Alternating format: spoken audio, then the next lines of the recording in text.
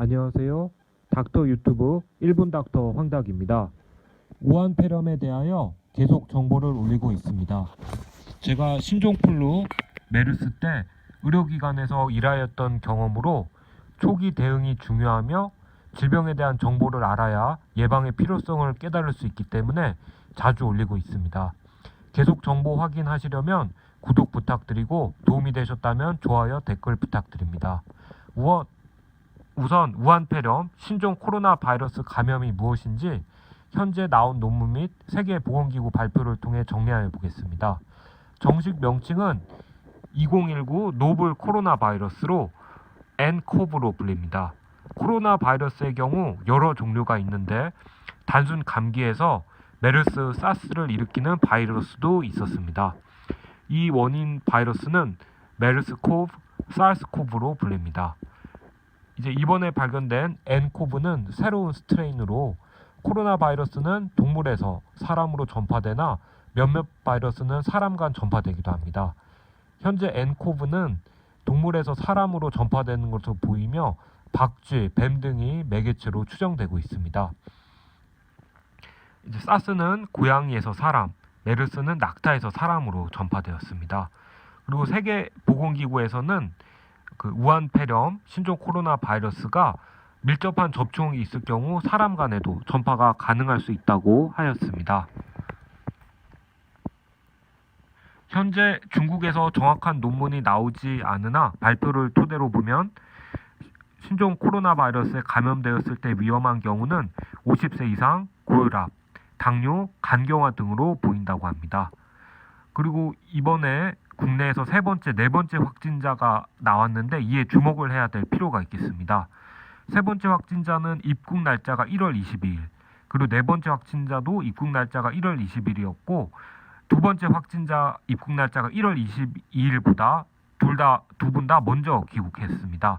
이것은 증상이 없는 기간인 잠복기 때문입니다.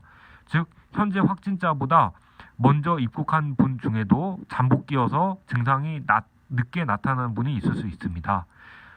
중국에서는 잠복기에도 전염이 가능하다고 발표를 하였고 증상 없는 기간에 가능하면 접촉을 피하는 등 예방 수칙을 철저히 지키도록 주의가 필요하다고 하였습니다.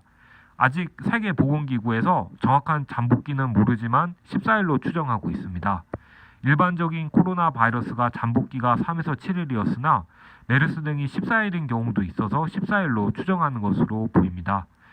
확진자 중 증상이 호전된 경우라도 24시간 동안은 격리 및 관찰이 필요하다고 하였고 이렇게 의심되는 경우 가능하면 신종 코로나 바이러스 검사를 통해서 확진을 하도록 권고하고 있습니다. 질병관리본부에서도 현재 노력 중으로 전수조사를 지금 현재 하도록 발표를 하였는데 입국 기간을 충분한 기간 동안 넓혀서 조사를 하여서 관리하는 것이 도움이 될 것으로 생각됩니다. 그리고 확진 검사에서 음성이더라도 위음성 가능성이 있기 때문에 주의해야 됩니다. 마카오에서 첫 의심 환자가 첫 검사에서는 신종 코로나 바이러스가 아니라고 했다가 다시 검사했을 때 신종 코로나 바이러스에 감염된 것으로 나온 경우가 있다고 기사가 있었습니다. 진화 여부를 떠나서 의심 환자에서 시행한 확진 검사가 음성이더라도 증상이 지속되거나 다른 증상이 생기면 다시 확진 검사를 하는 것이 도움이 될 것으로 보입니다. 인플루엔자 독감의 경우에도 첫 검사에서 음성이었다가 2, 3일 후 재검에서 양성으로 나오기도 합니다. 그리고 감염병 위기 경보가 주의에서 현재 경계로 바뀌었습니다. 주의는 해외 신종 감염병이 국내 유입되는 시기로 우한에서 오는 입국자 대상으로 검역하는 단계입니다. 그리고 경계는 해외 신종 감염병이 제한적으로 전파되는 단계로 공항 검역과 정부 대응이 강화됩니다. 경계는 대개 외국 방문이 없는 사람 중에 감염자가 생기면 경계로 상향 조정이 되는데 현재 그만큼 국가적 대응이 중요한 사항인 것으로 판단됩니다. 그리고 국내 질병관리본부에서 현재 여러 가지 예방책을 내놓았는데 이것뿐만이 아니라 세계보건기구의 예방책도 지키는 것이 좋을 것 같습니다. 이왕 예방할 거 지킬 수 있는 공신된 기관에서 제출한 예방책을 잘 지키는 것이 도움이 될 것 같습니다.